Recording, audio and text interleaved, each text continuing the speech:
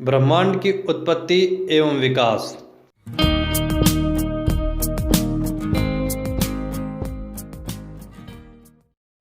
Hello दोस्तों, मैं हूं आपका साथी और गाइड अरुण और स्वागत करता हूं आपके ही अपने चैनल संकल्प एजुकेशन में। दोस्तों, सामान्य ज्ञान की वीडियो सीरीज़ के पार्ट 1 में आज का हमारा टॉपिक क्या है? ब्रह्मांड की उत्पत्ति एवं विकास। इस वीडियो में हम पहले ब्रह्मांड की उत्पत्ति की संपूर्ण जानकारी को एक कहानी की तरह समझेंगे।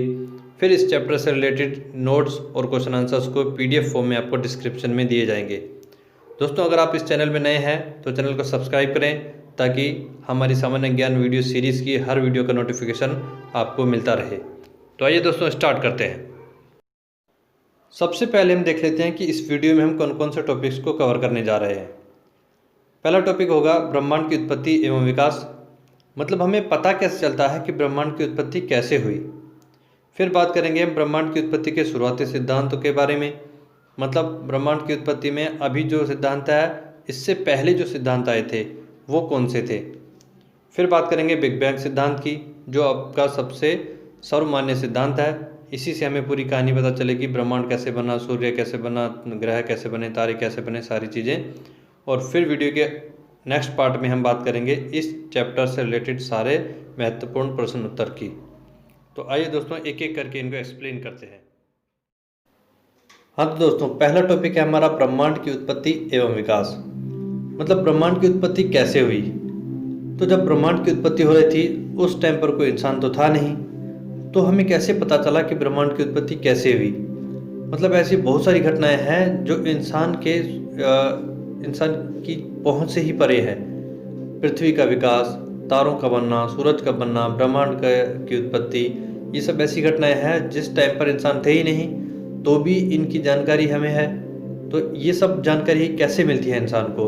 तो ये सब जानकारी हमें मिलती है हमारे इतिहासकारों द्वारा बनाई गई थ्योरीज से।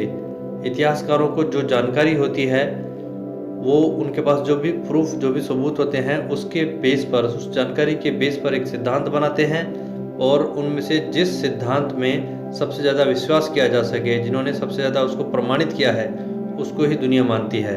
तो इसी प्रकार ब्रह्मांड की उत्पत्ति के संदर्भ में भी विद्वानों ने बहुत सारे अपने सिद्धांत दिए हैं। उनमें से जो सर्वमान्य सिद्धांत है, जो आजकल सबसे ज़्यादा माना जाता है, वो है बिग बैंग सिद्धांत, बिग बैंग थ्योरी, जिसके तहत ब्रह्मांड की उत्पत्ति को माना जाता है।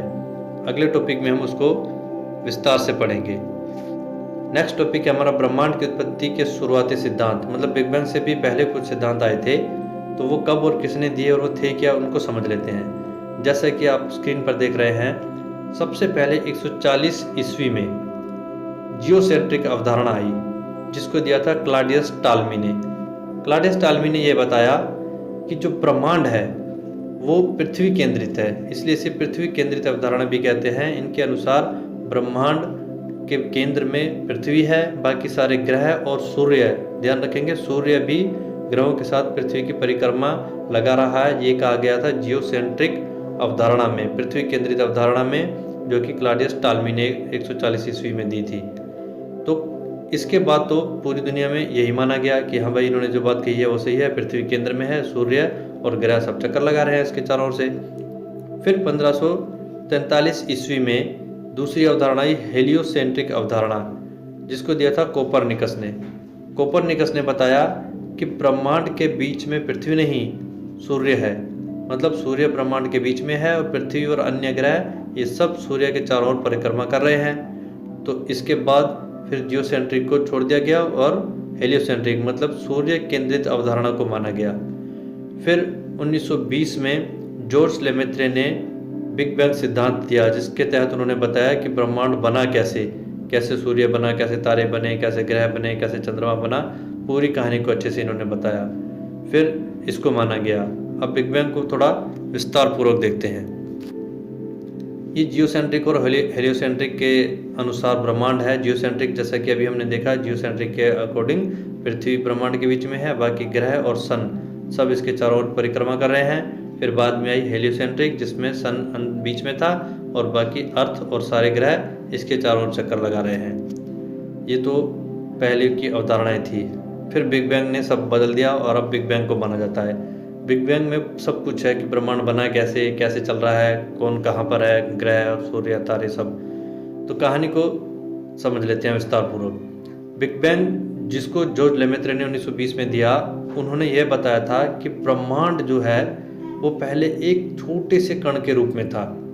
उस छोटे से कण में सबसे पहले एक विस्फोट हुआ, महाविस्फोट।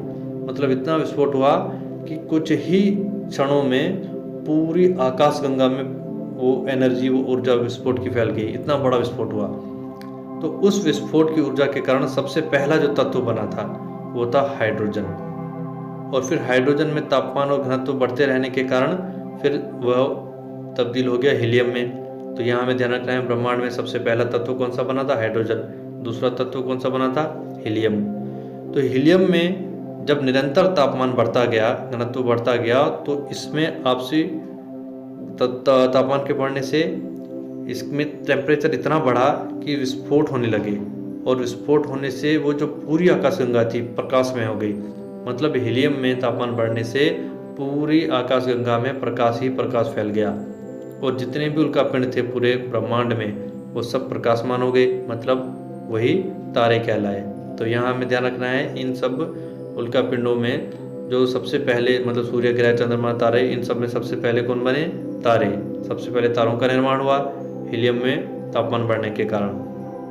फिर तारों में जो तापमान बढ़ता जा रहा था, उस तापमान बढ़ते रहने के कारण जब इन तारों में आपसी विस्फोट जारी रहे तो ये सब आपस में टकरा करके बहुत बड़े विस्फोट हुए, जिन्हें सुपरनोवा विस्फोट कहा गया।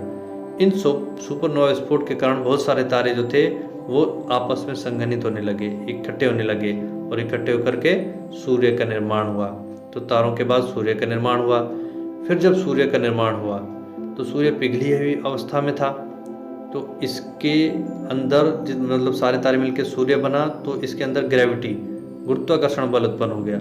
गुरुत्वाकर्षण बल के कारण इसके आसपास के जो भी पिंड थे वो सब अपनी धुरी पर घूमते घूमते इसके चारों ओर परिक्रमा करने लगे। तो जैसे ही वो इनके चारों ओर परिक्रमा करने लगे तो वो पहले छोटे छोटे कण आपस में मिलकर ग्रहाणु, और फिर सारे ग्रहाणु मिलकर के ग्रहों का निर्माण हुआ। तो सूर्य के गुरुत्वाकर्षण के बाद उसके आसपास के पिंडों से ग्रहों का निर्माण हुआ। फिर जब ग्रह बन गए तो इसी क्रम में तीसरे नंबर पर हमारी पृथ्वी बन रही थी।